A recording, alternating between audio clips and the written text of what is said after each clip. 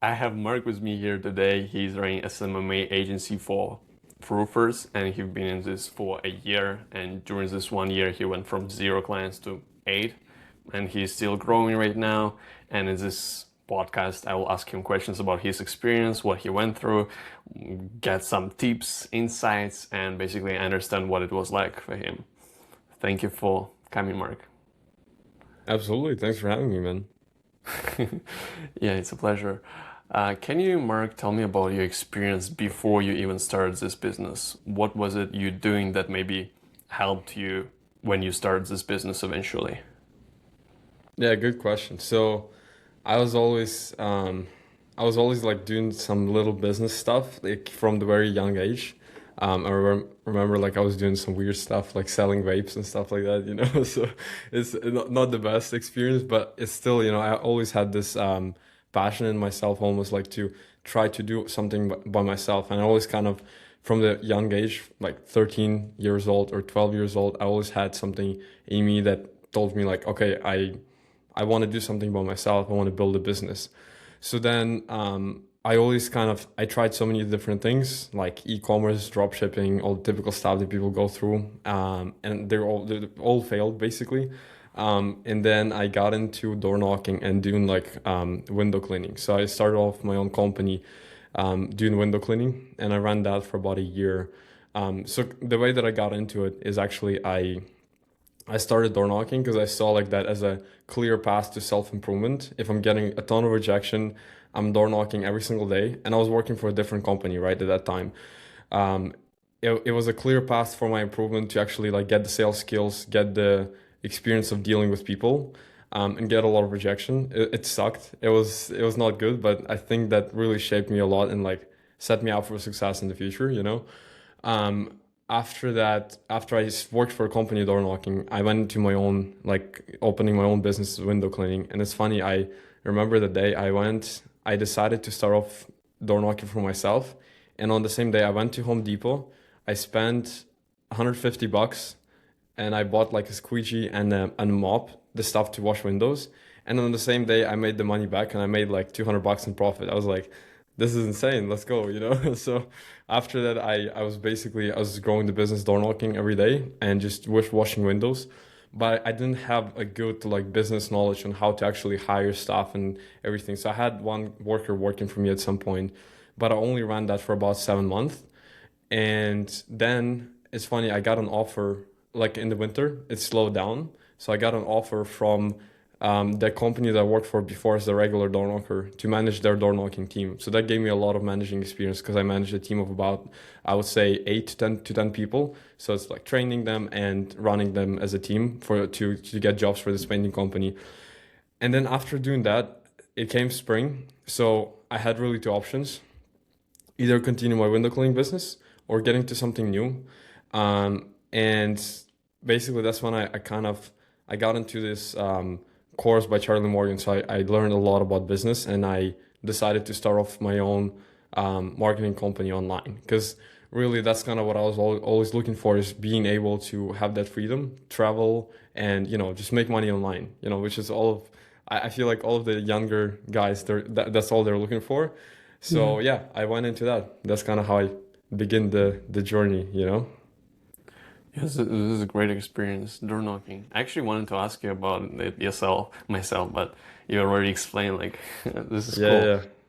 Okay, and I'm curious, how did you go from this offline pretty much business into online? You said that you obviously wanted to do money online, but how exactly did you start? Did you just purchase a course right away, or did you like watch YouTube for a while? How did it happen? Yeah, so the thing is, um before going into door knocking, I started SMMA for like 2 months, but because I had no like I had I was really terrible at business in general. I couldn't keep up with things to like do them for long enough, because of the short form content, all of the stuff that people these days do. I did it for like 2 months or so. I got one client on the complete paying results basis for free. It was a terrible client, terrible experience in general, and I kind of closed it. So it was like I had no commitment to making it work really. I was really bad at business. So I think by me doing that and then going into door knocking and running my own window cleaning company really shaped me in a way that can actually, like this time when I started the SMMA, it actually helped me make it work, right? Because it's like I faced so much rejection, then doing the cold calls, doing the outreach, and didn't feel like that much anymore for me compared to previous experience, you know? So yeah, this is kind of how I got into it, really. Yeah, this is this is a cool experience, like door knocking. It's kind of the same idea with working out, since you're also like trying for a lot of time, you're not getting results, and then you start seeing some of the results. And if you experience this like in gym, in fitness, then you're gonna transition it into the business. So for you, it was even like 100%. closer. You literally had sales experience. And regarding SMMA, I meet so many people who've heard of SMMA like many years ago. They tried it for a while, then they dropped it, and then they started it again. Like for your experience when you did it for 2 months initially, you mentioned that it was because of short form content. What exactly was going on there? Why did you drop it? Why Yeah. did you? So, I mean, I was first of all, I was younger and I feel like I couldn't stick with things for long enough, right? I couldn't my whole point is like, oh, I'm gonna spend 1 month on this and like make like become a millionaire. You know, like it was just completely wrong mindset about things and I couldn't stick with things long enough to make them work. So literally when I say 2 months, all I did was like spend half an hour a day sending like 50 cold emails manually to prospects. That's it. That's all I've done. You know, literally. So like it took me an hour a day, as I said. So that if we look in like 2 months, that's basically like what, like 40 hours I spent on the business in total, you know, which is completely messed up. So I don't even count that as a proper like business experience. So I've taken like one sales call throughout that time and I completely, you know, butchered it. So But you got the client. yeah, I got a client even without the sales call because it was free. So Oh, well, you didn't even have a yeah, sales call. yeah, Okay, yeah. okay. And for your SMMA business, when you started, why did you pick roofers? And did you have any other niche ideas? I just looked at, you know, to pick a niche, you really have to make sure that there are people in the niche, like in the niche that you want to pick, that are actually making it work, that are making the goal amount of money that you're looking to get to, right? Because then if you see that they are doing it, that it means it's proven. So the proven niche is like it is saturated, right? But then you have the proof of like that what people have done that you're looking to go to get to. So this is why I picked roofing, right? It's a highly oversaturated niche, as people say, but the main point is like there are tons of agencies that are like 7, 8 figures in roofing. So it's like that's the living proof that you can actually make it work.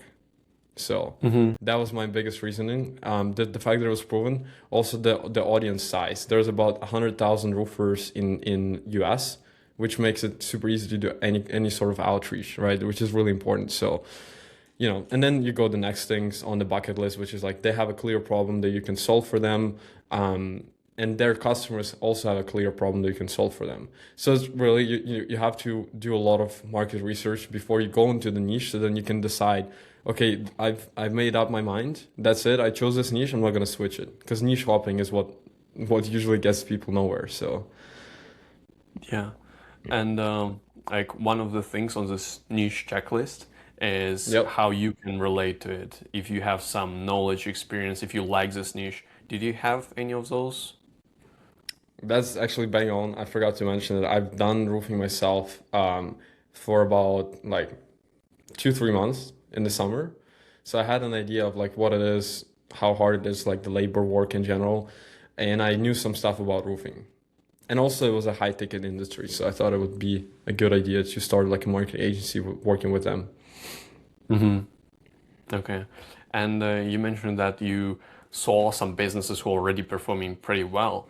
And like obviously there are some businesses that performing well in any niche. Like my question is like, did you see any kind of close to you person, or maybe somebody who was just recently making zero and now he started making money, or did you look at like bigger agencies and it was enough for you to actually start doing this? Because if I would look at Elon Musk, he also kind of made it from Yeah. zero, but he's not kind of motivating me to actually start whatever. Like Tesla. Yeah, yeah, yeah.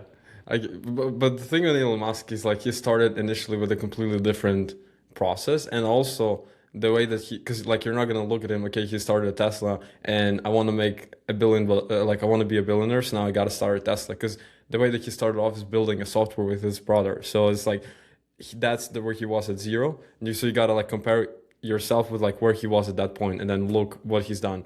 But then if you do that, you'll see that he's done that like 50 years ago, which is not applicable anymore. But to answer your question on the niche thing is with roofing, I really saw a lot of people in general. Like I knew that they're getting results. I don't remember seeing anyone specific. But you know, the one thing that you mentioned is like any niche has these people. I would disagree because there's a lot of like super obscure niches. So because what like if we're talking about typical mindset of someone who's looking to get into marketing agency like SMMA space, what they would do is like they would look, okay, roofing, what else? Roofing, like real estate agents, all these niches that are super commoditized. There's like so many people working in them. I don't want to go there. I don't want to like be with all of this competition. I will go into the niche that like nobody is working in at all. Like there's zero people in that niche. And that's a huge mistake because what they do is like they go into the niche that's not proven, right? There's no people who are actually succeeding in that niche.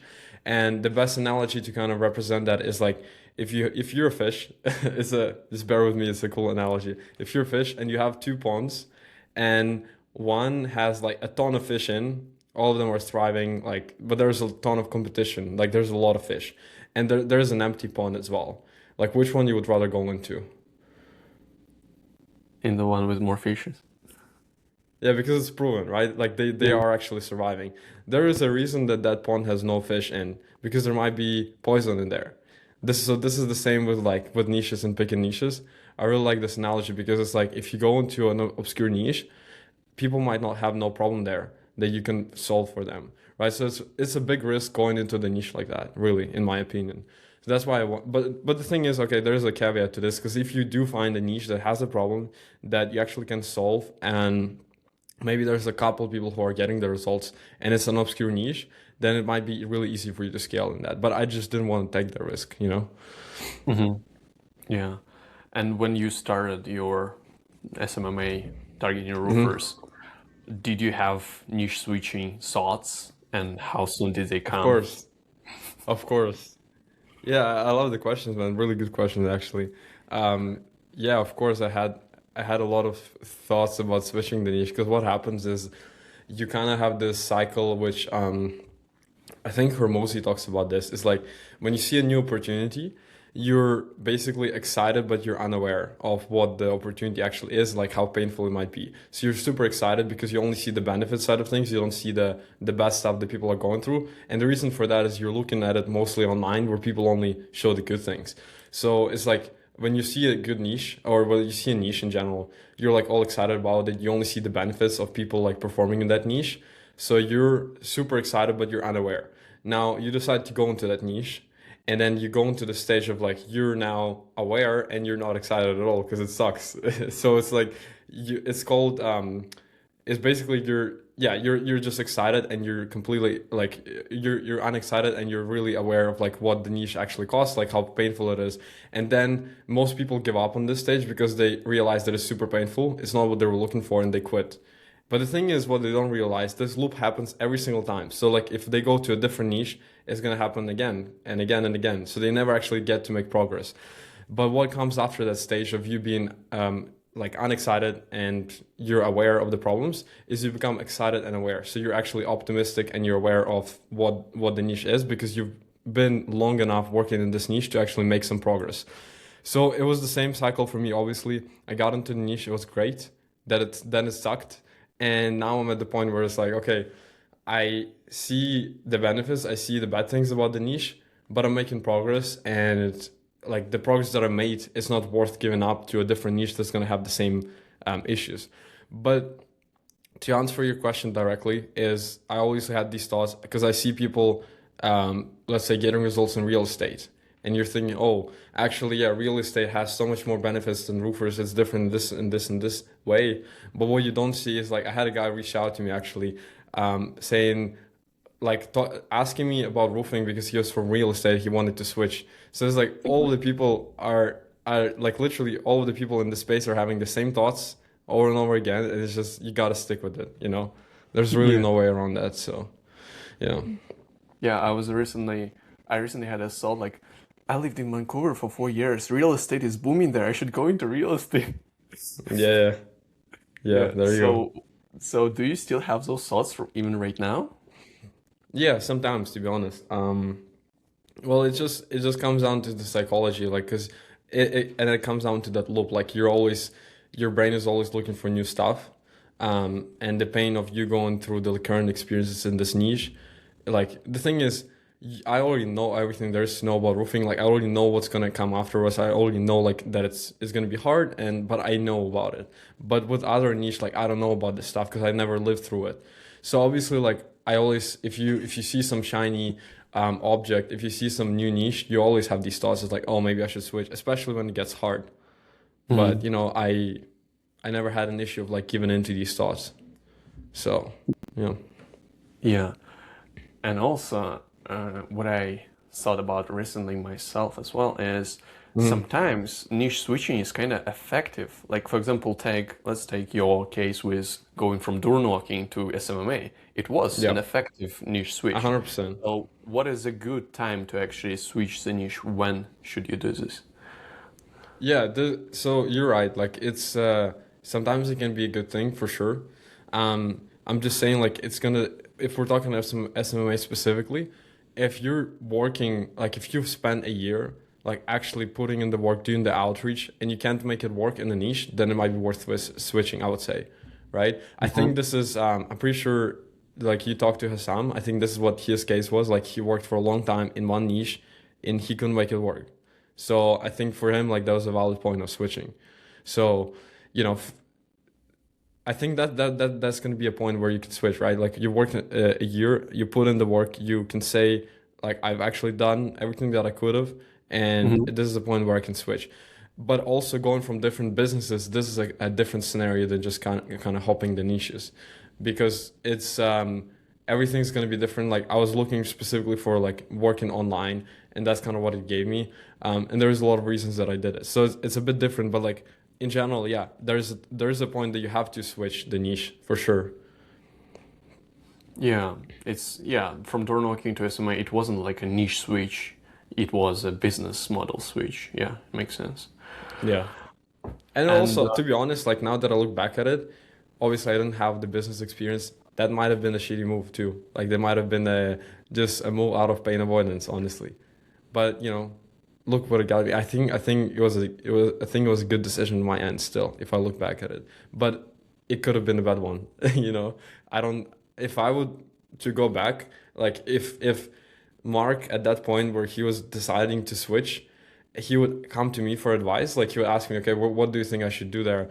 I would say like don't switch, to be honest, as I would say now, because like I was getting results with doing the cleaning business, and it would be like complete unknown going into online. So it was also a shiny object move, you know?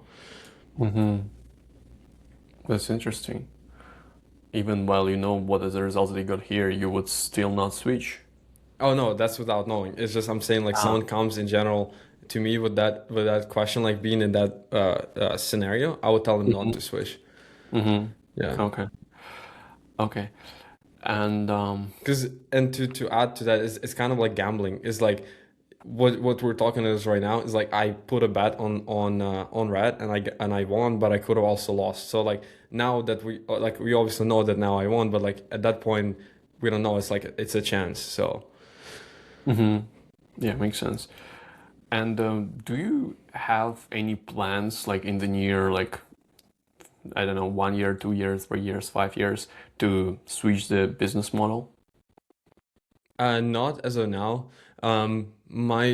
My plan would be to scale up the marketing agency to be probably around 50K per month, and then at that point. But okay, so there's an interesting caveat to this because like I don't even know if I want to be making more than that, to be honest. I know like everyone's talking about how they want to be making 1 million per month, but to me, if I get to like 30K per month, where I can live comfortably, spend time with my family, get married, stuff like that, I think that's gonna be enough for me. But then also, once I get to the point, I might want more. So this is, I don't want to look too far ahead because I don't know yet, because it's gonna depend on like, if I get to the point and I still have this desire in me to keep growing, then it would be necessary for me to go into the info model, I believe, and Hmm. start some sort of like info product, because it's way easier to scale.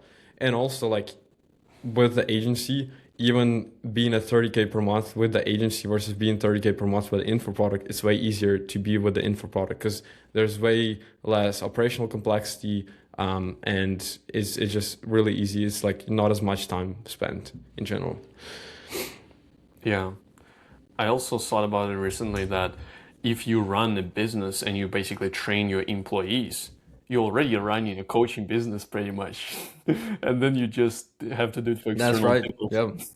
100%. 100%. Yes. Okay. And with your goals before you started this business or when you started this business, I'm curious to know what were your goals, like 1 year goals, whatever, 3 months goals, and were they actually achieved? So my goals were really unrealistic, which I think, I mean, I don't want to speak for everybody, but I think a lot of people would have like would make this mistake is they would see a new shiny object, and again, they're like in that stage of unaware optimism. So they would set a really like like a really huge goal in a very short period of time, which what I did. So my goal was like to get to 10K per month in 2 months or something. So it was highly unrealistic, and what like it only does like more bad than good, because if you get to the point and you're not at 10K per month, you're gonna lose motivation, and it's gonna depress you. So really, my goal was like I kind of switched the way of like the way that I set the goals. So now is I just set the base mark of like the goal in financial terms, but I don't set the time frame to it, and I'm just working as hard as possible to actually get to that point, because then you can't really disappoint yourself. And I know that there is no way of like not getting there if you actually put in the work and you don't give up, based on the metrics that you have in the business.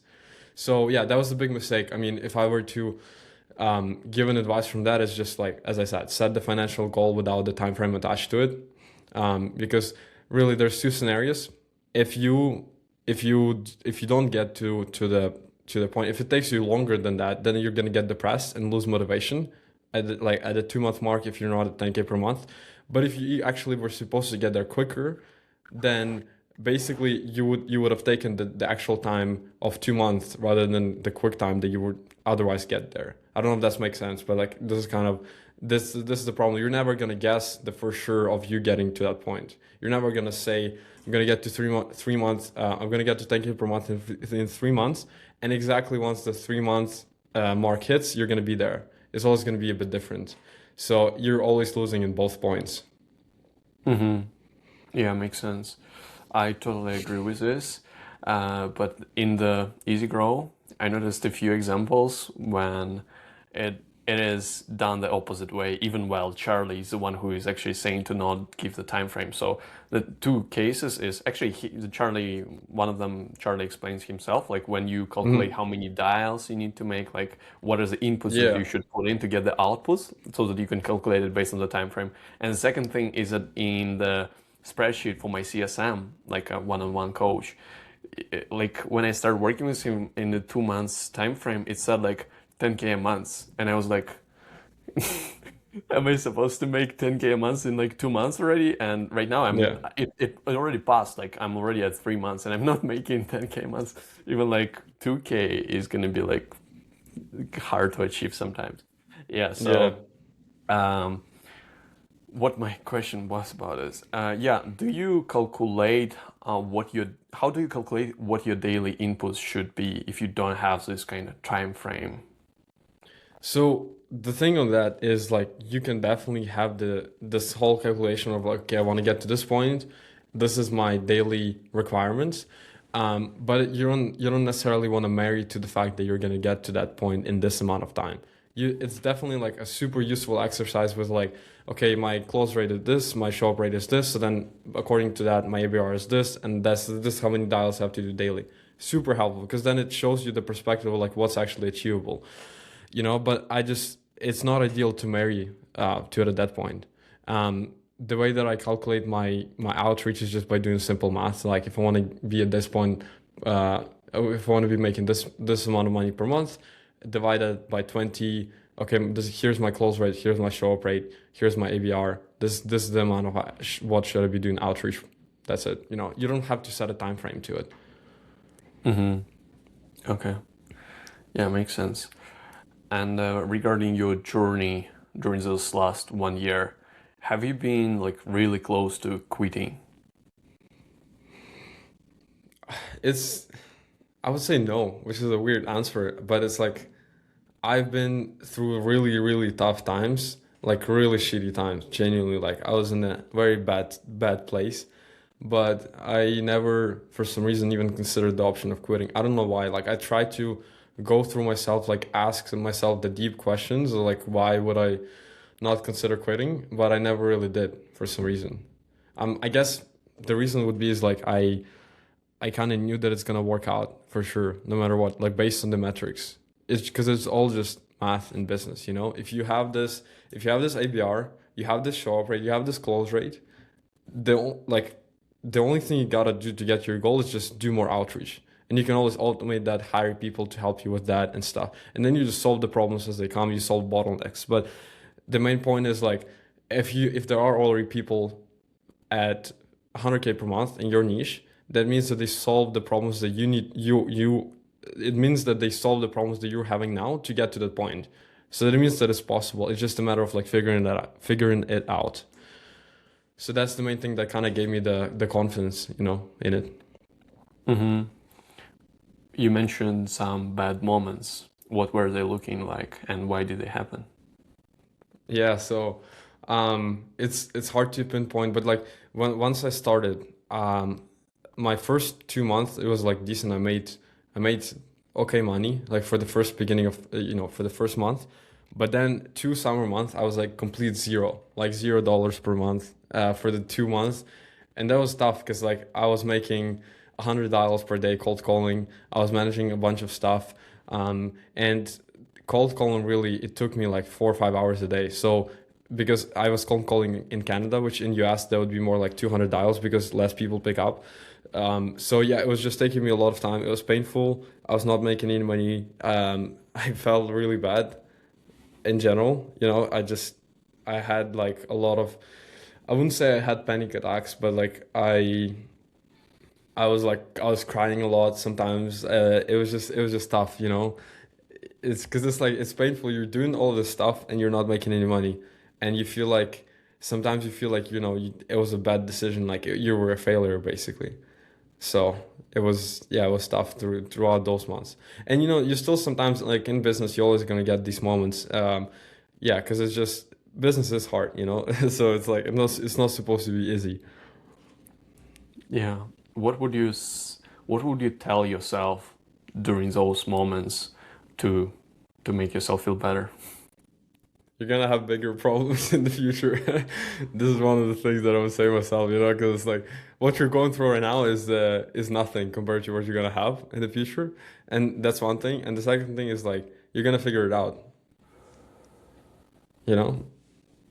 What kind of problems are bigger than cold calling? To be honest, I enjoy cold calling if we're talking right now.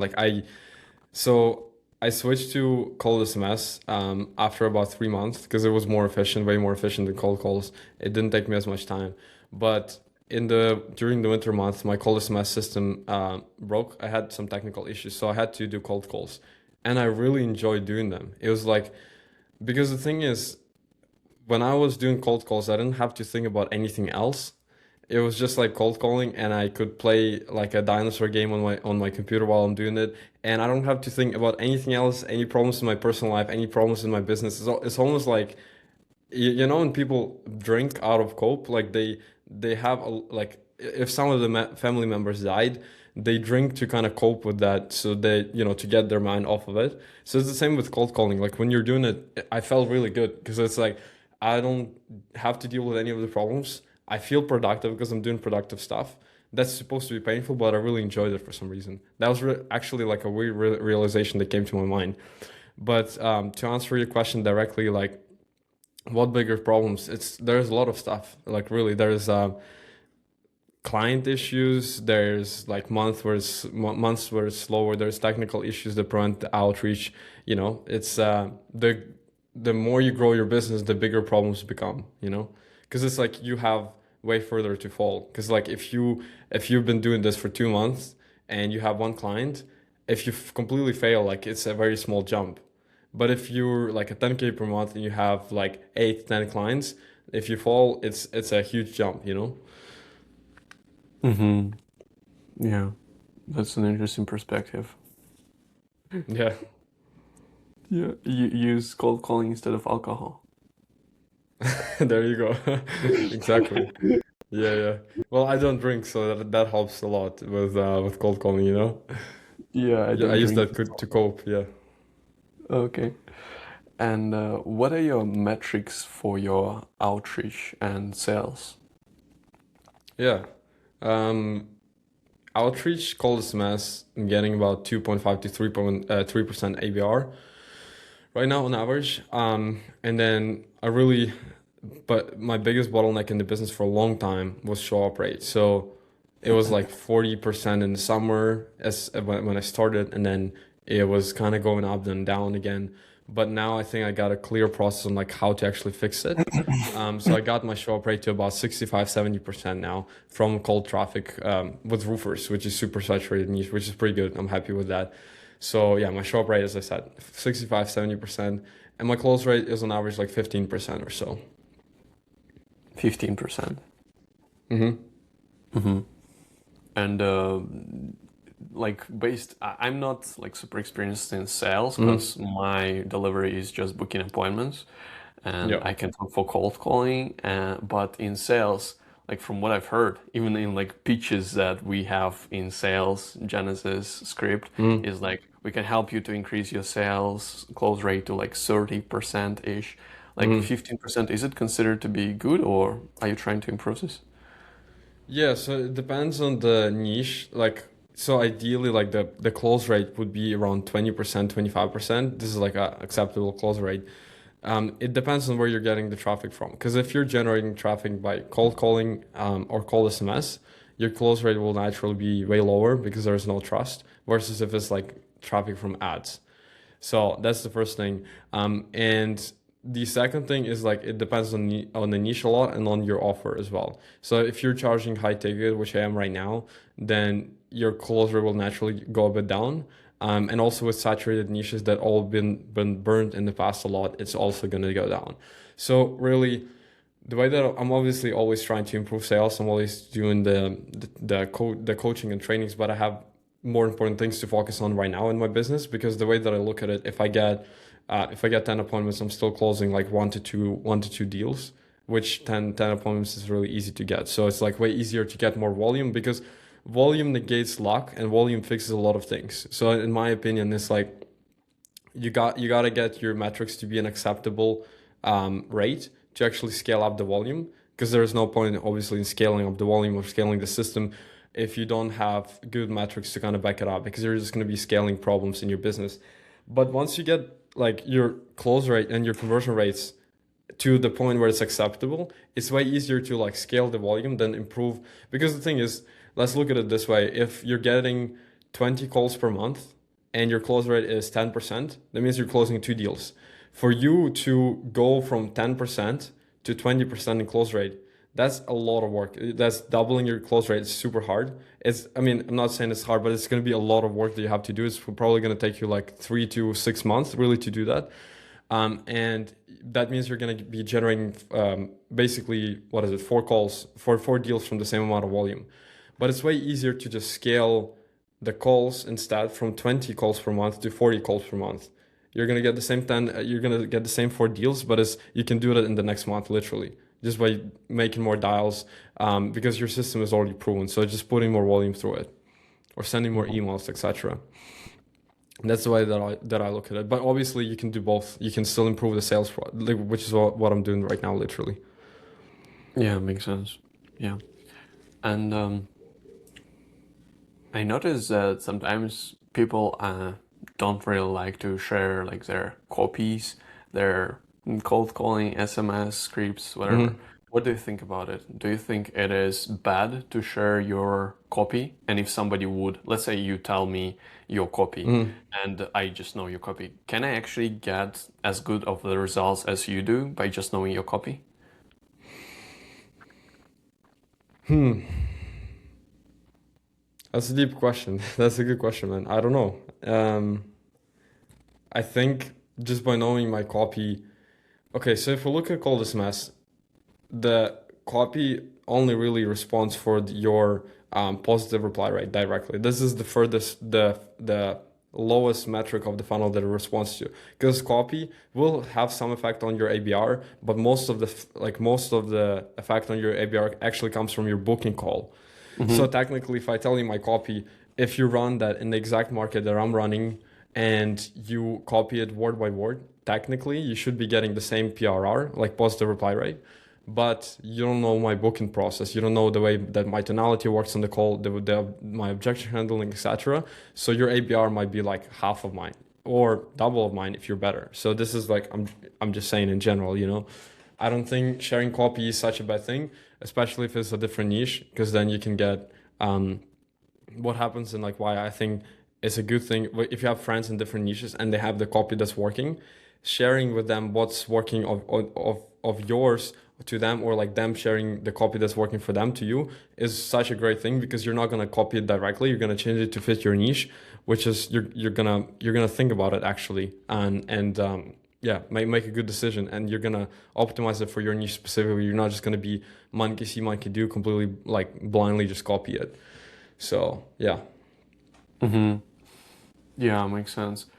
And let's say that there is some beginner who just got like the best copies that is working. Let's say he's in your niche, Mhm. he's also serving roofers, and he just had everything the same.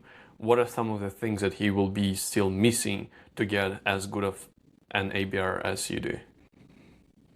If he just copies my copy Yeah. basically for call SMS, well, it's Yeah. gonna be mostly the booking process, right?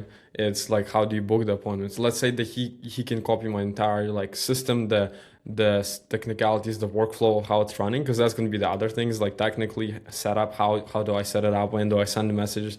Let's say if he can copy the whole thing from me, the only step really is the booking process, where you gotta have experience. You can't just copy it, because even if you copy my script for calling people, you're still gotta have the proper tonality, and the proper objection handling. Mm-hmm.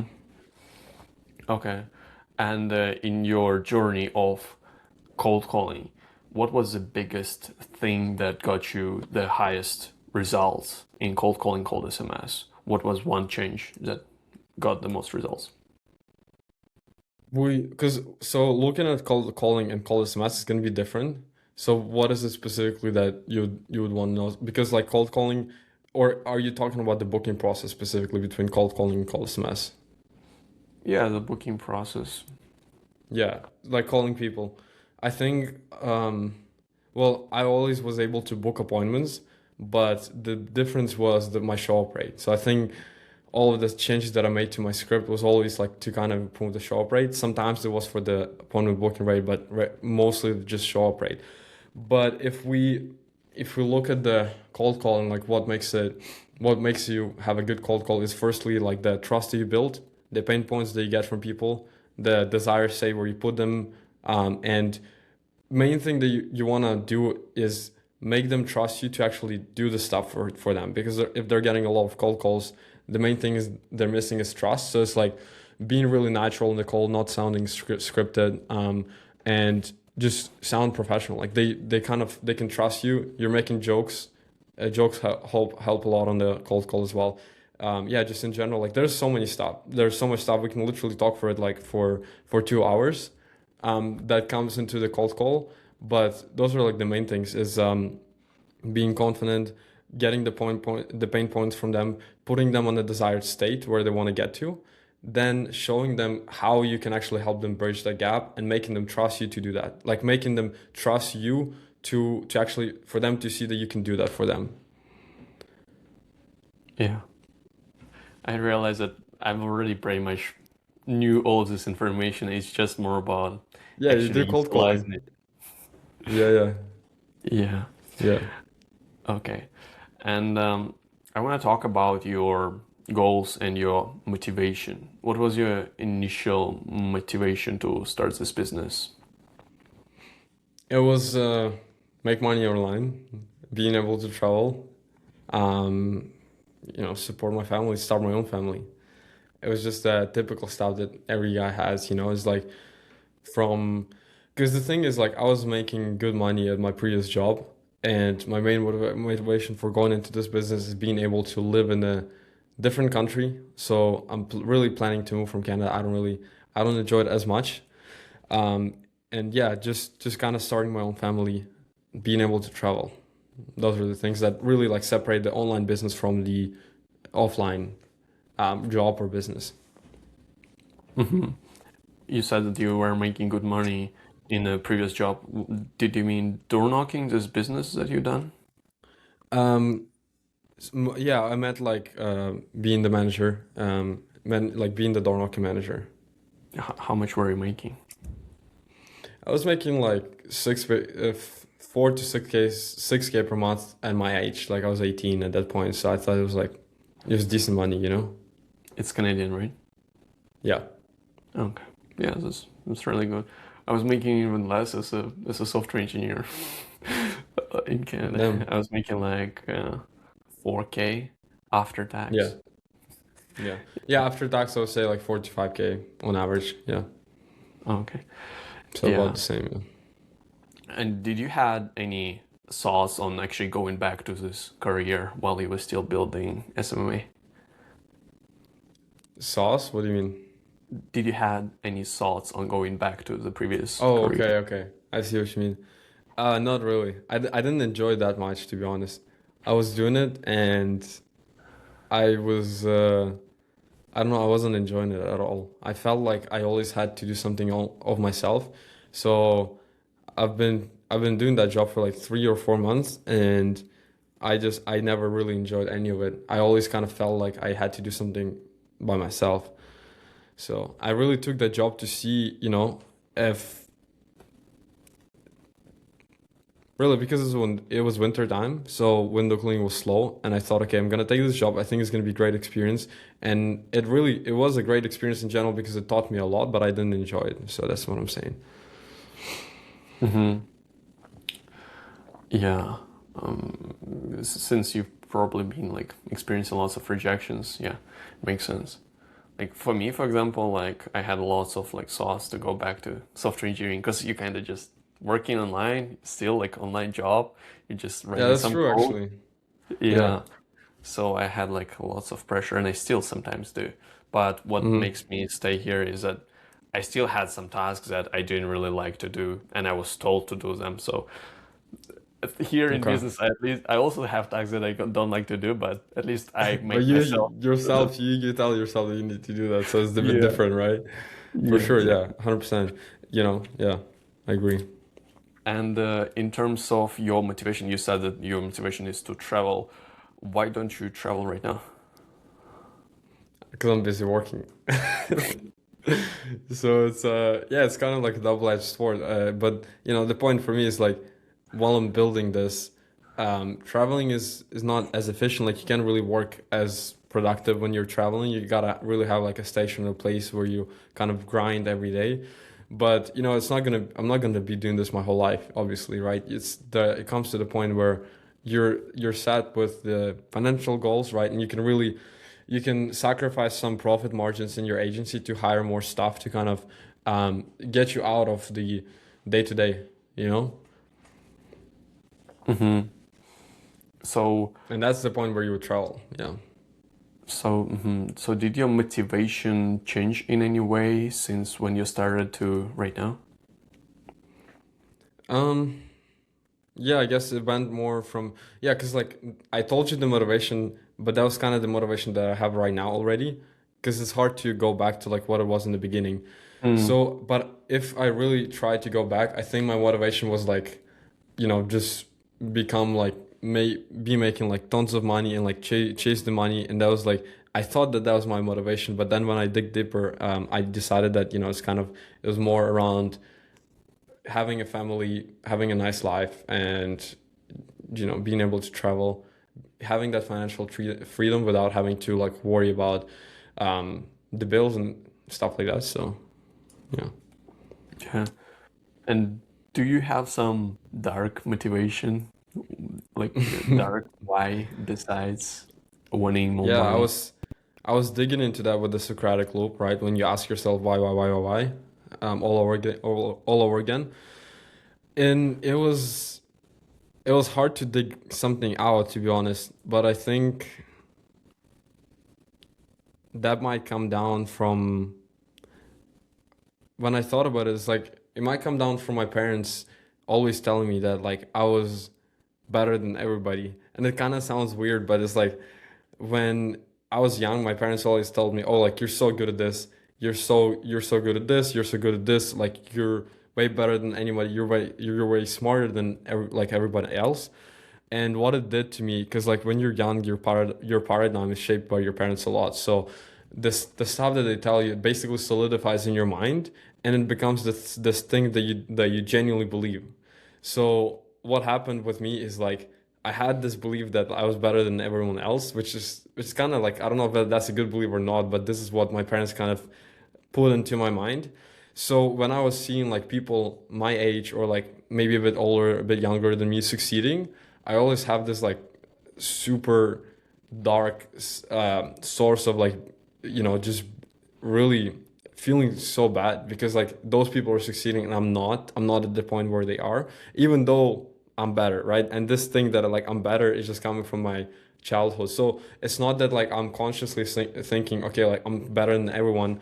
It's just the unconscious drive that I have in my mind to being able to kind of live up to that identity. Because like if I have this identity that like I'm better than everyone subconsciously because my parents told me that all over again in the childhood. If I'm not living up to that, there's a gap, right? And that like until there's a gap, like I'm in pain. So for me, I have to bridge that gap and like actually get to that point, where I am genuinely better than everyone, and everyone can see that. So it's a dark drive, right? Because it's like it's very egotistical, but it's just what I live with, when I try to dig into it. Yeah. I also have a pretty similar thought sometimes, like when I see somebody who's more successful than myself, like sometimes I have thoughts like, why? Yeah, Like a exactly. negative way, like why is he Yeah. like better than me? Like I want him to be Mm. worse. Like Yeah, so and it's I don't bad. want to Like I don't improve want to have myself. these thoughts, but it's like yeah, for sure. Yeah, yeah, yeah. I definitely have these thoughts, and it's not good. Like I don't think it's I don't think it's healthy, but those are the thoughts. You can't really do anything about them. Yeah, so I have the same thing. Yeah, I also even had thought sometimes like maybe that is coming from like Russian mentality. Mm. I'm not sure if like Maybe American, actually, but now that you say that, it's yeah, it is a big thing in like Ukraine, Russia, Belarus, like those countries. Yeah, it's like you're seeing your neighbor like being better than you. It's like making more money. Oh, like they're doing some bad stuff to get this money. It's like you always this mentality for sure. yeah. Okay. So your current motivation, as we go back to it again, is to Hmm. travel, like support the family. So it's kind of money. But beside the money, is there something like bigger? Well, it's freedom, right? Like what the money kind of gets you. Because the money is the first step, is like what that money gets you, because nobody wants more money just for the sake of having more numbers in their bank account, right? It's like what that money gets them.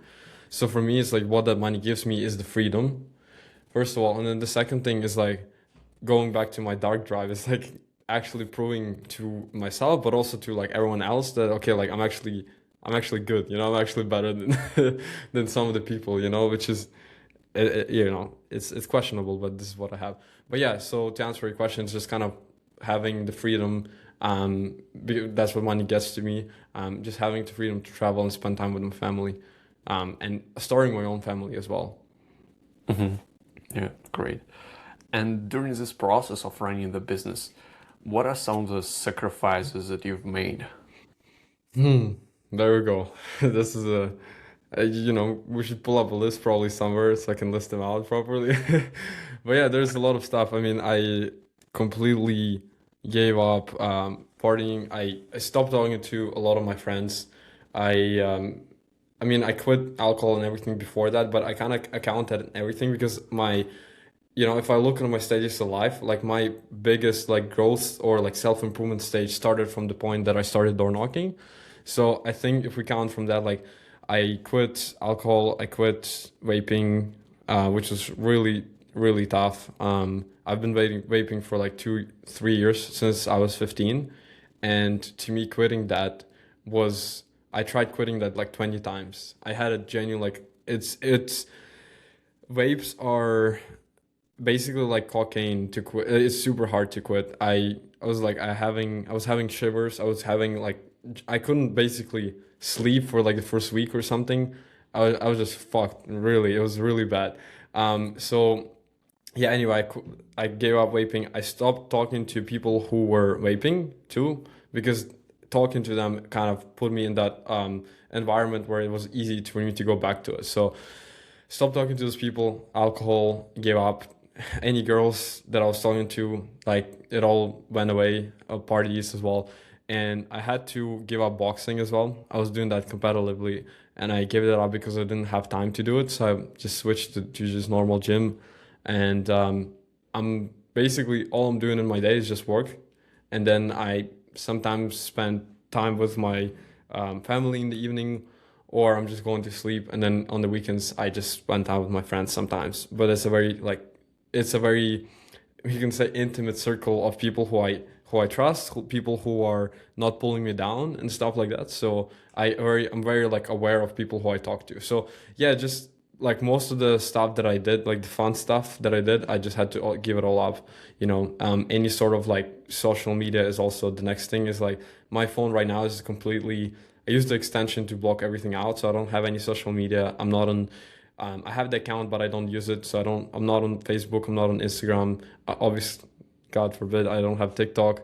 Like all of the stuff. I don't play games. So like all of that stuff, the typical stuff people do, I just had to give it up. You know. Hmm. And regarding your current friends, were they your friends before you started this business, or did they appear during the process? Some of them were, and some of them appeared. I wouldn't say like I have a very, very small, group of friends. It's like I'm not like a sociopath. Like I don't, I have like good amount of friends, but like they're all almost like I picked and choose them to be like actually um, good people in my surroundings, in my environment, for them to actually help me and not pull me down. How did you find them? Oh, a lot of them I knew just when I came to Canada. A lot of them actually changed with me. So a lot of them, it's funny, like some of them were my party friends, the ones that I was drinking and partying with, and we kind of changed with them together. And I don't know, it might be that I affected them, they affected me, and it was like a good positive change that now like they don't drink and I don't drink, and yeah, so it's pretty cool. But yeah, a lot of them I just kind of got as I was going on the journey, and a lot of them I had in the beginning before starting the self improvement journey. But all of them, like if they were the ones that were in the beginning, that they changed a lot. Hmm. Yeah, this is cool to have such a circle who is also changing with you. And like Yeah. for me right now, the concern is if I should look for friends, especially since I'm right now like in a pretty new city, like for myself, I'm in Hmm. Edmonton.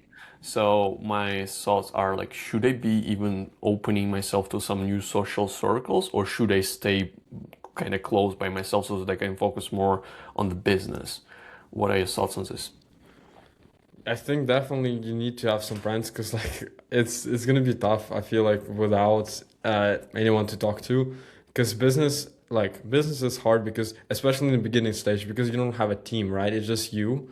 So my like I'm an extrovert, so I enjoy like I get energy from talking to people, communicating with people. So it might be different from you for you, right? Hmm. But for me, it's like this business was especially hard because I was doing it alone. So for me, I had to talk to someone like at least once a week, twice a week. I had to talk to some friends, not only my family, just to kind of, um, you know, how do you call it? Like basically let my let my extroverted part of me, get what it needs to. Yeah. Yeah, I'm more like an introverted person, but as Hmm. Charlie Morgan says, even if you're introvert, you should become extrovert. If you're like shy, you should Yeah, yeah, become you gotta have the balance. Yeah, for yeah, sure. yeah, yeah. And also, whenever I attend coaching calls, cold calling coaching calls, Jamil sometimes says like, if you have options to just like whenever you're outside, go and talk to random people. Just build some conversations Oh so that yeah, you can get better at you like should start door knocking, discovering. man. Yeah, Yeah, cold calling and door knocking on the side. yeah. Yeah, yeah. So, um, it kind of interferes like with the idea of kind of not having girls. For example, if I would be approaching like people on the street, I would probably be approaching girls, since there's also some Hmm. like benefit like besides just having a conversation.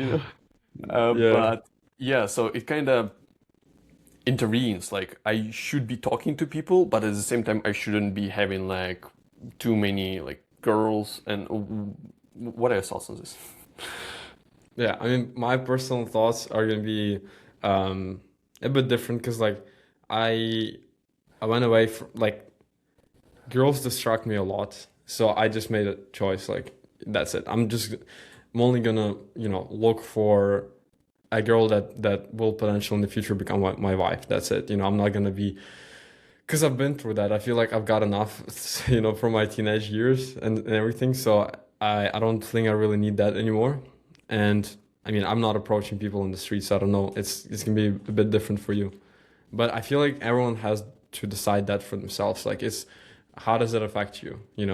Like you being with girls, so like you getting girls, how does that affect you? Because like for me, it would be just a distraction unless it's a person that I can trust to actually become a meaningful person in my life and my future life, and become my wife in the future as well.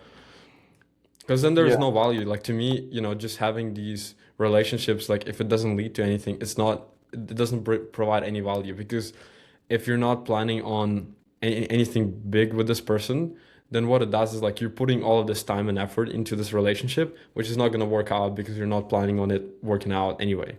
So it's like, what's the point? hmm Yeah, I would say the point is to kind of enjoy life, at least like in some part of it. Yeah. Yeah, but in terms of distracting girls distraction, I'm curious how it looks like for you. But first, I can tell how it looks like for me. What I noticed Hmm. that whenever I like had like some girl in Messenger somewhere on my phone, Yeah. while I have some free time, let's say I go for lunch and I check my phone and then I see a message from her, or even if I don't see a message from her, I still go and check if there is a message from her, and it's kind of Mm. distracting me. And also, if I do get a reply, I need to think like what my reply should be. Is this something that would be for you, or how did it look like? Well, I didn't have the experience with having girls while I was building the business, but I would imagine that would be really that would distract me a lot because like this is what Charlie Morgan talks a lot about is like the sacrifices is kind of you fueling the fire of one thing, and if you have a lot of stuff that you're kind of spread out across, then you're not going to be able to focus on one thing. It's like you can either go from one point into like 10 different directions by this amount, or you can go from one point into one direction by this amount, right? It's like it's what you want to do.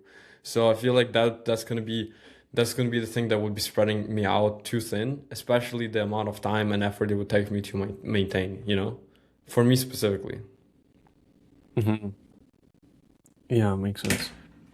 For me, sometimes when for example, like I'm in the gym and I see like even like a man, not necessarily a woman, and Mm. I think like it would be like probably cool to chat with them, and then I have my thought like, but if I start chat with them, then I'll have to chat with them afterwards. It's gonna distract me from my business. It will take my time away, and I also have a thought that it's kind of appealing because I'm even like scared of approaching. Like it's basically a cold approach, right? So there is also like being scared of this rejection, and at the same time being scared that it will kind of take the time from Okay, the I feel business. like we're talking about different things because like if you're saying just kind of come and chat with someone in the gym, I'm like 100% for it. It's really good for you because it's like Hmm. cold approaching again, and then you're off the bat you're coming up with things to say when people don't know you. I do it all the time and I enjoy it. Like in the gym, I'm like if a guy's just making sets of bench press, I would come and talk to him. If I want to go jump on the bench press, I would jump with him so that I can have a chat with him maybe. And just kind of approaching people is good for you, right? It depends like really what the difference is like the outcome that you're looking for. If you're looking to um see like if you're looking to talk to this girl and hook up with her later, then it's like a different outcome from just kind of seeing a guy or a girl in the gym and just talking, chatting with them. Even like talking, I sometimes would talk to like a grandma or something. If I see, it's just like cold approach. Yeah, it just helps you like come up with things on to say quickly, right? It's the same with cold calling. Like you have to come up with things to say right away. Yeah. I definitely need to do this because yeah, I feel like this is more about me being scared of cold approaching. Even while I did Yeah, it for a because while, like I could push myself outside of it, like outside of the comfort zone, but it's still like scary. And yeah. I come up with those reasons not to do this. For sure. But it's like you want to think about it this way, especially like with cold calling. The worst thing that can happen literally is them telling you to fuck off and you're never going to talk to them again. You're never going to see them ever again in your life. But the best thing that can happen, you can book the appointments and you can close that him as a client. It's like, I always like to when I feel uncomfortable about doing something, I always like to go to this. It helps me a ton. It's like if I have a sales call and I'm kind of nervous before, like I'm not looking forward to it. I think, okay, what's the worst case, best case scenario? Is it worth doing it? It's very logical, right? It's like the worst case scenario is you jump on, you talk to them for like 10-15 minutes, they get pissed off at you and they end the call. That's it, you're never going to talk to them again. You're at the same spot where you were before the call, even higher because you've got some training on sales, right? But the best case scenario is you close them, you get a deal. So it's like Hmm. it's super obvious what you got to do. Yeah, yeah, 100%. When you said that you can, like the worst case, like the best case is that you can book an appointment and close them. I thought about the person in the gym. I book an appointment and don't call. Yeah, yeah. Well, with them, it's like worst case scenario. I don't know. Like it gets weird, and you're never probably gonna see them again. Again, with those people with cold approaches, you gotta realize like you're never gonna see them again anyway. So it's like, what's the point of worrying? But the best case scenario, they might become your friend for life, right? Yeah, yeah, 100%. Yeah, and you mentioned that you sacrifices social media, and I'm curious about TV shows and like movies. Did you Mm. still have them? YouTube videos as well? So yeah, with YouTube videos, I have this extension where it blocks everything apart from like the search bar. So literally you have no home recommendations. You go on YouTube and there's like no home recommendations because usually what happens is like you gotta look up a video to do something for your business, right? To like some tutorial or something really helpful, or you want to watch a podcast. You go on Yeah, the homepage, you see Mr. Beast videos, I don't know, some shit like that that gets you distracted, and you click on it, and then you start going down the rabbit hole. yeah. And then what I did is I removed that completely, so I only have the search bar, so that basically I have no way of like algorithm recommending me what to watch. I decide for myself, and I go to YouTube with a purpose, and I search for it. But I don't use YouTube as much anymore for that same reason. Like it literally stopped becoming addictive to me at all once I have removed that homepage. Like I don't want to go there. And as far as Netflix and like movies and stuff like that, I still have that with family. So I usually like to enjoy some time like watching it with my family in general in the evening because it helps me. It's something that I'm looking forward to throughout the day, you know. So it's like while I'm working, I know okay in the evening I'm gonna have some chill time. Hmm. So yeah, I wouldn't necessarily. I don't think movies are bad to you, to be honest, because it's not short form content. It doesn't mess with your mind. As long as those are like appropriate movies, then yeah, I think it's fine. What about TV shows, like with episodes? Okay, TV shows.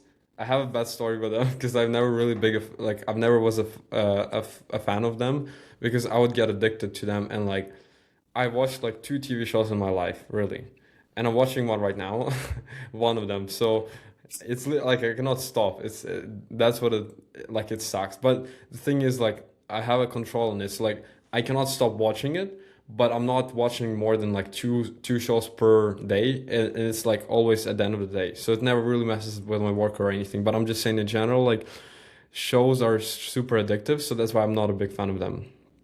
Mm-hmm. Yeah. But you can still, I know, so like the successful people that I know, like they do watch TV shows, so like it might be just for me. Like even I know Charlie, he watches TV shows, so yeah. Mm-hmm. Yeah. And what is your schedule looking like right now, and what it was looking like before? Before I started the business or like in the beginning stages? Yeah, in the beginning stages. Okay. Um, in the beginning stages, I started off, I actually kept my job being a door knocking manager, and I still work, I kind of started off like watching the course, building the foundations of the business, and then I started cold calling. And then I quit the job like after half a month or a month of doing this. And then I basically went full time, like working 8 to 10 hours, and pretty much the schedule, as far as hours worked, is probably the same right now. Sometimes I'm going more like on 12 hours. I've had days where I worked for 14 hours, but that was like a really, I had a lot of service delivery stuff, and my deadlines were really bad, so it happens sometimes. But usually it's like 10 to 12 hours an average. And the what I do in those hours depends a lot on like from my beginning stages to now. Because in the beginning stage it was mostly just outreach and sales calls when I get them. That's it. Um, Now it's way more like operations.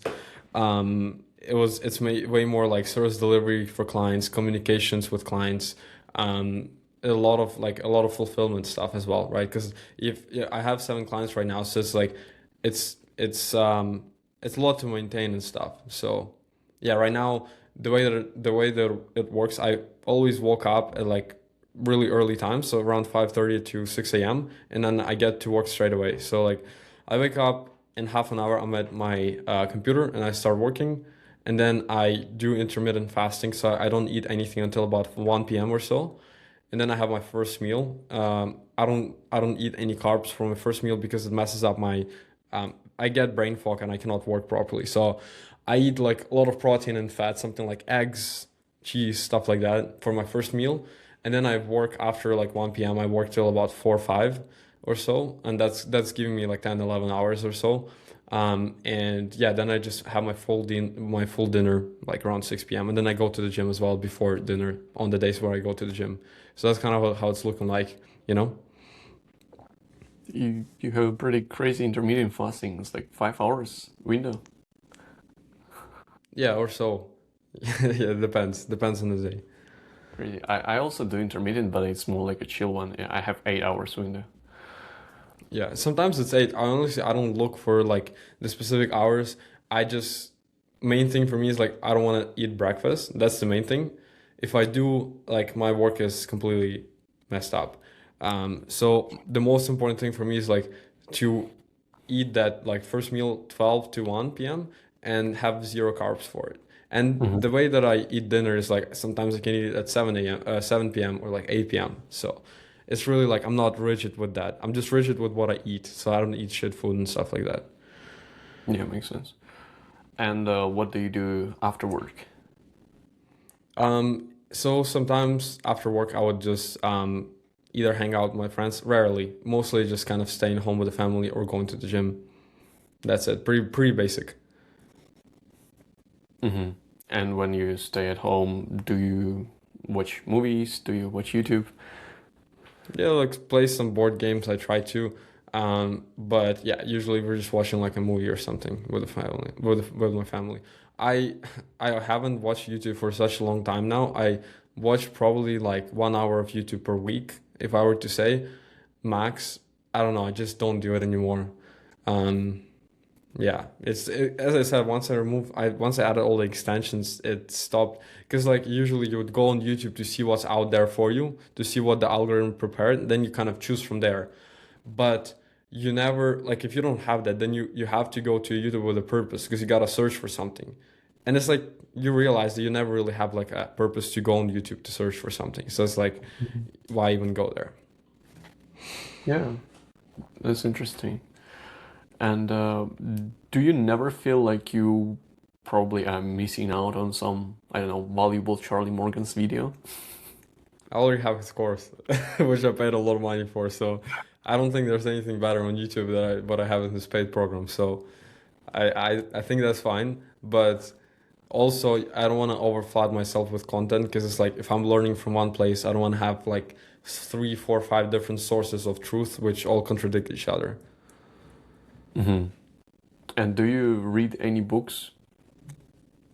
Yeah, I read way more books in the beginning. Now I just frankly don't have time, but I try to. I have a bunch of like I have Hormozy books and stuff like that. So it's mostly business books. I read a lot of like basic or not basic, but like old books on advertising, where it's like Eugene Schwartz and his books, and you know all the big guys in the industry of like marketing and advertising from like 1950s and stuff like that, where it was still like newspaper advertising. Really cool stuff. But yeah, it's mostly just business stuff. So right now you do read something? I do read acquisition. I read the new book basically by Hormozy, for the money models. But I'm almost done with it, and I read it very slowly because I don't have enough time to read it frankly. So as I was saying, like I probably read like one page per day sometimes. Hmm. Regarding money models, did you get some new ideas for your business from there? I'm almost I'm almost like reading it to entertain myself because I feel like the money models is more applicable to a bigger business with like more offers and stuff like that. It's not as applicable to my business. So I'm almost like it's almost like entertaining stuff. But yeah, I like actually I read in the past the I like the founder books. So like the books about like Elon Musk, Bill Gates, the founder of Nike. I think it was Phil Knight. His name was. So yeah, the those books are great because it kind of it's almost like entertaining and business at the same time. And you know, especially I usually read like end of the day, so I really don't want to be focused too much on the business. I want to kind of um, let my brain like enjoy. So I like those books. Yeah, in the evening. Yeah, makes sense. And also regarding your schedule, the last question, do you wake up with an alarm? Yes. Yes? Yeah, because And I what? sleep. I don't sleep enough to wake up without the alarm. Because then I would be sleeping in on my meetings and stuff like that. Most of my coaching calls and most of my meetings are in the morning too. So Hmm. yeah. Why are you not sleeping enough? Well, I don't have time. I want to work more, sleep less, but I still want to get enough sleep to be able to work properly. But for me, like I'm sleeping around 7 hours a day, so I think it's enough for some people. But I used to sleep way more in the past. I used to sleep like 9 hours a night. So right now, I feel like it's might be not fully enough, but I think that's fine. Like 7 hours to 8 hours a night, sometimes 6.5. So this night I had like 6 hours of sleep, so that's why I'm like a bit lower in energy this time. But yeah, Mm. And how do you feel waking up? And did this feeling change from where you just started the business doing cold calling and to right now? this is such a good question. Yeah, I felt shitty when I woke up, especially in the beginning pages, in the beginning stages of my business, because like you wake up and there's like, especially when you wake up in the very morning, like 5:30, 6 a.m. It's like it's dark outside, and you gotta get to work alone, and it's like cold. Sometimes you gotta crawl out of bed. It's like oh, it sucks. So right now, I wouldn't say that feeling changed like a lot, but right now, I feel like sometimes I am looking forward to my work.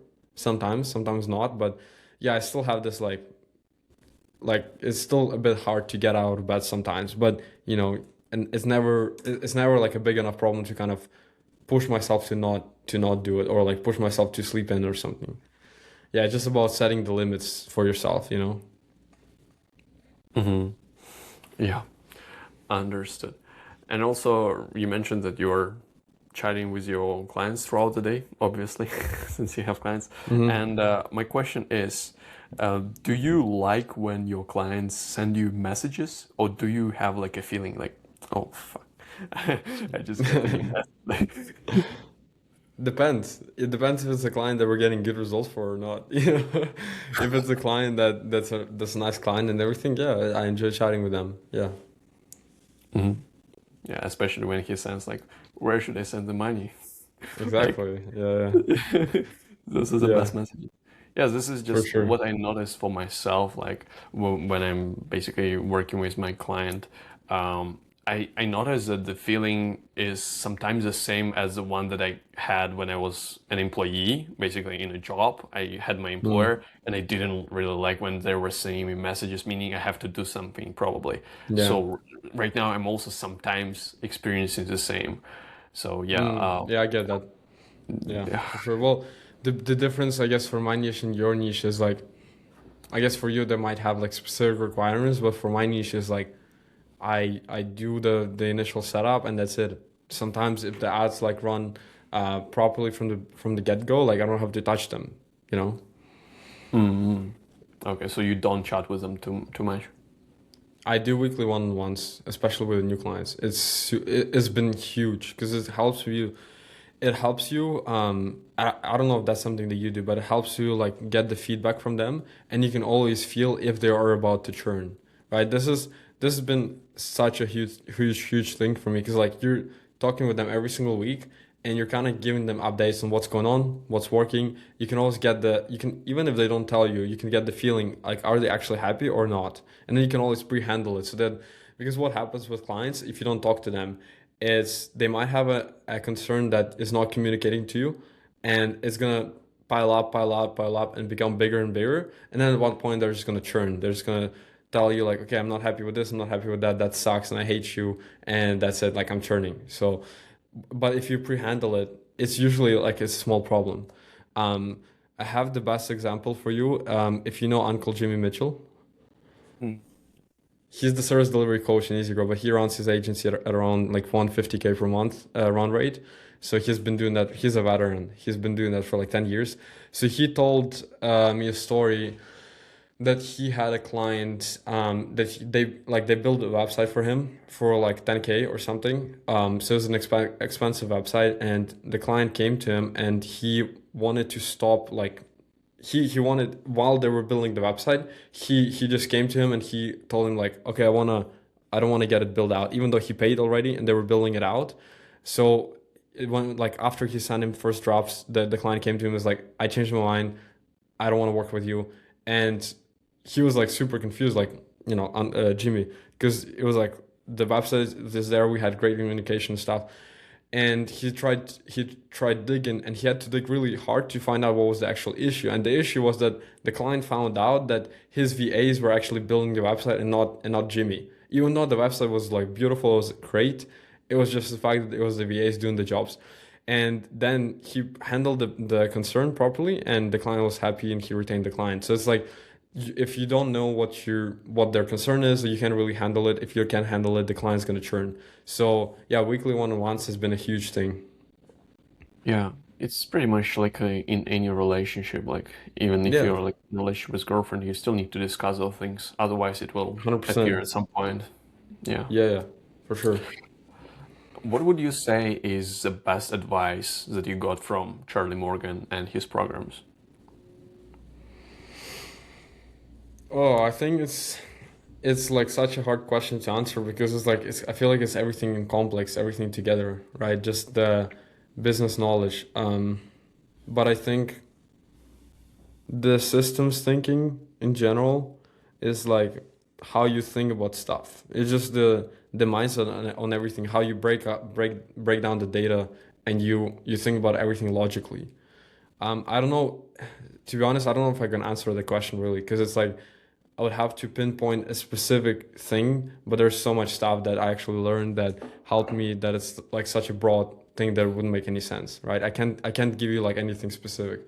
Yeah, but systems thinking is amazing, and just in general, like the context on like the niches, the niche hopping, the whole mindset module, like, as I said, it's such a broad term. It's like it's hard to pinpoint anything specific. Mm-hmm. Yeah, no worries. And what is it that you are the most scared of right now in your current stage of the business? All my clients churning, losing the business, something like that, Mm-hmm. or me being like stuck and not being able to like grow the business past the point where it's at. But those are all hypotheticals. Like I don't think they're gonna happen, obviously, but it's always like something in the back of my mind. And do you think the level of scarcity, is scarcity the right word? Like, is this as scary as you were on your initial stages? Like that it will not work out in comparison to clients No, churning? no, definitely. Like the the pain levels and the levels of, I actually don't know how to say it to the levels of the scarcity. I don't know. Is way tougher in the beginning than like where what it is right now. Because in the beginning, like you don't even know if it's gonna work. But now you kind of have something that is working, and it's just about dialing in all the metrics and scaling it. So yeah. Yeah, a lot of the sensor. And what do you think is one thing? Maybe you don't know this answer for this one as well, but it's fine. hmm What's the one thing that people in the space get wrong that nobody talks about? Well, the niche hopping is gonna be a big thing. I think it's gonna be a huge thing for sure. Is like, but in general, like we can sum it up to being like having like a shiny object syndrome, which I had as well. But it's just kind of looking at the stuff that people doing. Oh, he's in that niche. He's at 10K per month in 3 months time. Okay, so then if I switch to that niche, I should do the same. And this is like a completely wrong mindset because like everyone will have their own timelines of like at which they should achieve their goals. And it's like the rate at which it will take me to get to 20K per month will be different to yours and it will be different to other guys's, right? It's gonna take its time no matter what, right? This is a big mindset change for me was like to realize that like the exact thing that I just said, like for me to get to 20K per month is gonna be a different time for someone else. So you know, if I don't stop, if I constantly put the work in, the most important thing is like I know that I'm gonna get there, and it's not about like okay I have to switch to this niche. It's more like staying in what you're doing right now and just doing it for a longer time. So yeah, to sum it up is like the shiny object syndrome. I think it's gonna hurt a lot of people and already hurt a lot of people in this industry in online marketing world. Yeah, because it's a bit like it's weird that people don't think about this the same way as they think about like normal jobs, right? And doctor degrees is like if you're doing a doctor degree, it's gonna take you like 10 years to start making like 10K per month because you gotta study, you gotta complete your apprenticeship. I don't know how that looks like. I didn't go to college, so it's gonna take you a long time to get there, and people are willing to do that only to earn like 10K per month.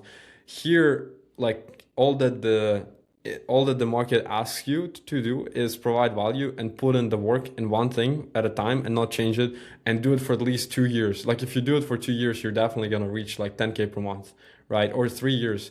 If you so like I think the biggest mindset change is like it's the same thing. It's still like becoming a doctor and doing this is the same thing. It just takes less. But people have weird expectations to this. They think that they're gonna get in, they're gonna work for like 1 month, and they're gonna be on the beach sipping margarita, and they're making like 10K per month. You know, it's if it would be like that, everyone would be doing this and everyone would be rich. You know, so yeah, it's just that mindset change. It's like you're willing to put in 10 years for the doctor's degree, but you're not willing to put in like 6 months for this. Come on.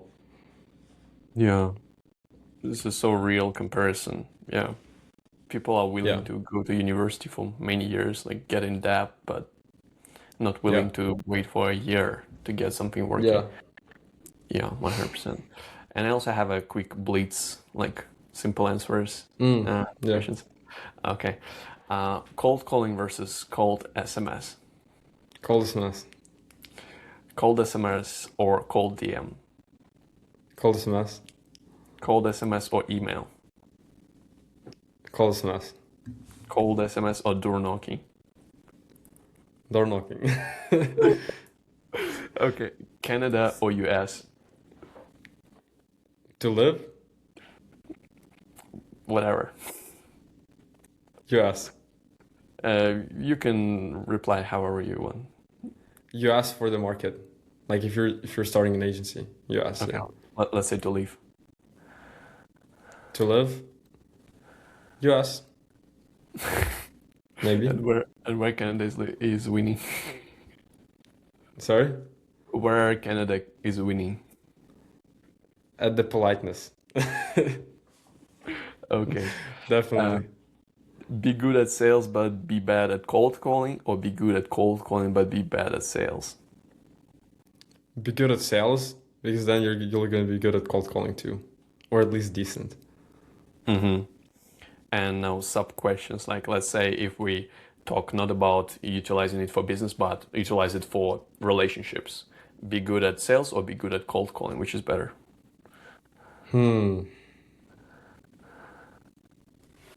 I would say sales. Mm-hmm. So Building status.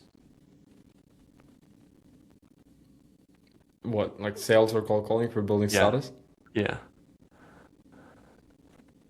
Sales? Okay. The reason why I have those like relationship status and the third one is health, because this is what our offer separation manage build around. This is what all people need, like status, relationships, and health. And in terms of building health, let's say like bodybuilding, going to the gym, which one is better? Be better at cold calling or be better at sales? Cold calling, I think. It's not super related, but yeah, pushing through with cold calling would help. Yeah. Yeah, I probably should remove those questions. Okay. And No, that's good. niche which is better than roofers.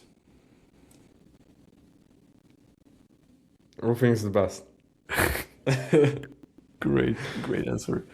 And build a business while you are enjoying your life, family, relationships, health, or locking in and doing nothing besides business. Locking in. Do what makes you money and then do what you love, or do what you love from the beginning. No, do what works, and then it's gonna become what you love because you're making money. Got it. Retire or work forever.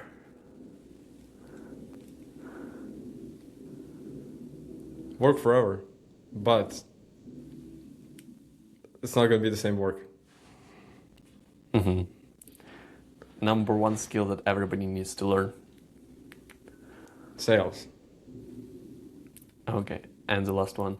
What would you tell in one sentence to someone who is exactly where you were 12 months ago? How short it should be. One sentence. Don't give up. Okay. Great. It was amazing. Thank you for being here. Yeah, appreciate it, man. It was awesome. I enjoyed it. Great. See you guys for those who are watching on YouTube.